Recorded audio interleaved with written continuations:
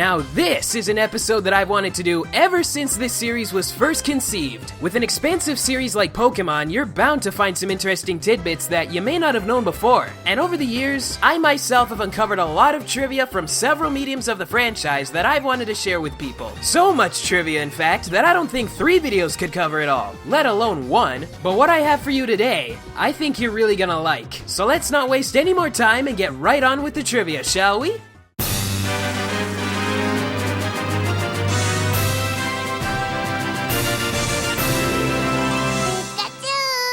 There is a large amount of trivia surrounding Psychic-type Pokemon, and some of the most interesting of it can be found in the Abra evolutionary family. The move Kinesis is exclusive to this line, being learned by Kadabra and Alakazam. It made its debut in Generation 1, but until the release of Pokemon Yellow, Kadabra and Alakazam couldn't learn this move at all. Kinesis only appeared in Red and Blue as a random attack through Metronome. And while these Pokemon's English names are based on magic words, their Japanese names are references to real-life people with mystic capabilities. Abra's Japanese name is Cayce, which is a reference to Edgar Cayce, a man who is said to be able to answer questions while in a self-induced trance. He would get into a sleep-like state by lying down with his eyes closed and his hands folded over his stomach, which is how Abra is depicted in a lot of its official artwork and in-game sprites. Alakazam's Japanese name, Fudin, which can also be pronounced Houdin, is either a reference to the French magician Jean-Eugene Robert-Houdin or famous escape artist Harry Houdini. Kadabra's Japanese name is Jungere, a reference to the illusionist Uri Geller, who is best known for his supposed ability to bend spoons with his mind.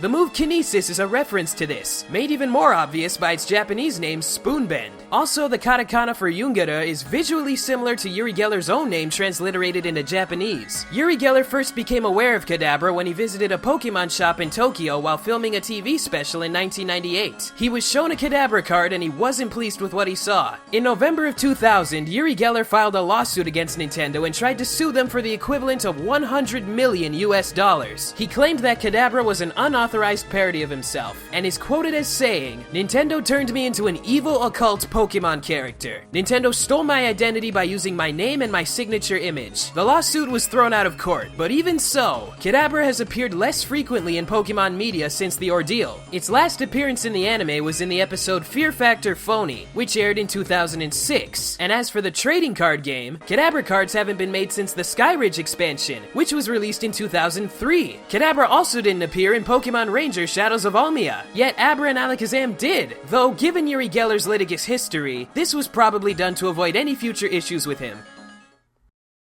Let's talk about Ekans and Arbok, 2 Pokemon that you probably didn't think had anything worth talking about, aside from maybe their names. Prior to Generation 2, they were the only Pokemon able to learn Glare, which makes sense as the move's Japanese name is Snake Glare, but now it can be learned by other snake Pokemon like Dunsparce and Seviper, as well as Druddigon and Helioptile through breeding, despite those 2 Pokemon being based on other reptiles. This may be because dragons and snakes are sometimes depicted as being able to paralyze their foes with fear, simply by making eye contact with them. However, in Pokemon Fire Red and Leaf Green and every Pokemon game since Generation 4, Glare's move description states that the user paralyzes the foe with the intimidating pattern on its belly. This description seems to be intended for Arbok, as it's the only Pokemon that learns Glare that has an intimidating belly pattern. Speaking of which, several of Arbok's Pokédex entries state that the face-like pattern on its belly can differ from area to area, which is actually true. Its in-game sprites from Generations 1, 4, and 5 have a different pattern than the ones found in Generations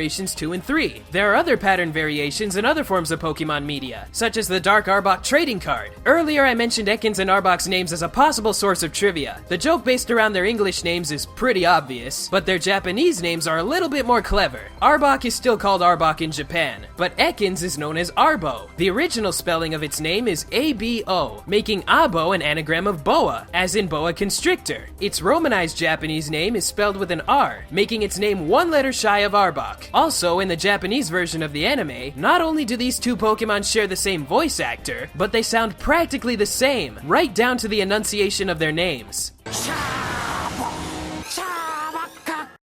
The Pokemon manga is a relatively unexplored area of the Pokemon world, and the first true Pokemon manga ever to be published is a series simply titled Pocket Monsters. First serialized in Japanese magazine Koro Koro in 1996, Pocket Monsters is a slapstick-driven manga that follows the adventures of Red, his Pikachu, and his starter Pokemon Clefairy, a rude little individual that often gets the trio into trouble. Pocket Monsters is the longest-running Pokemon manga, and is still going strong to this day. Outside of Japan, however, the series is practically unheard of, as it was never released in English-speaking countries. The reason for this could be because of just how strange it is compared to the rest of the franchise. And considering we're talking about Pokemon here, that's really saying something. Most Pokemon in the manga, except for Red's Pikachu, have the ability to talk, and work day-to-day jobs. The manga has also made up its own Pokemon. In the second chapter, Red captures an unnamed bug-type Pokemon that was said to be very weak, though that's all we know as it escaped in the same chapter. Pokemon can evolve at any time they wish, as well as devolve, which has been done by Red's Clefairy and Pikachu. Clefairy and Pikachu are also stated to be cousins, which is possible in the games as both these Pokemon belong to the Fairy Egg group, though when this was stated, Pokemon Gold and Silver hadn't yet been released. Pocket Monsters is also the only Pokemon manga to ever cross over into the anime. The Advanced Generation episode Lights Camera Up to Action has Ash recall watching a film when he was younger. The film in question features the Pocket Monsters trio, with art style and character traits intact. And lastly, here's a bit of trivia that'll knock your proverbial socks off. If you ever saw the Indigo League episodes Go West Young Meowth or Lights Camera Quaction, you probably remember this guy. He's a famous director named Cleavon Schpielbunk, an obvious reference to Steven Spielberg. His Japanese voice actor is Kobuhei Hayashiya, who is the son of the late comedian Sanpei Hayashiya. Some of you may know that Sanpei was one of the direct inspirations for the Pokemon Wobbuffet. As Sanpei would say, that's just the way it is.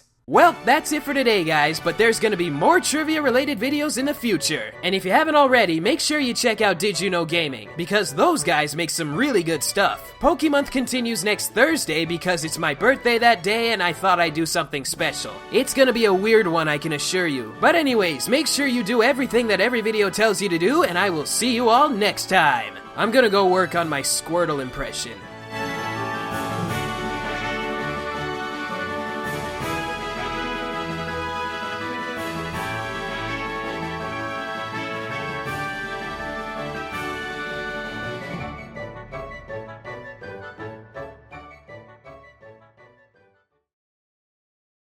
Who's that Pokémon?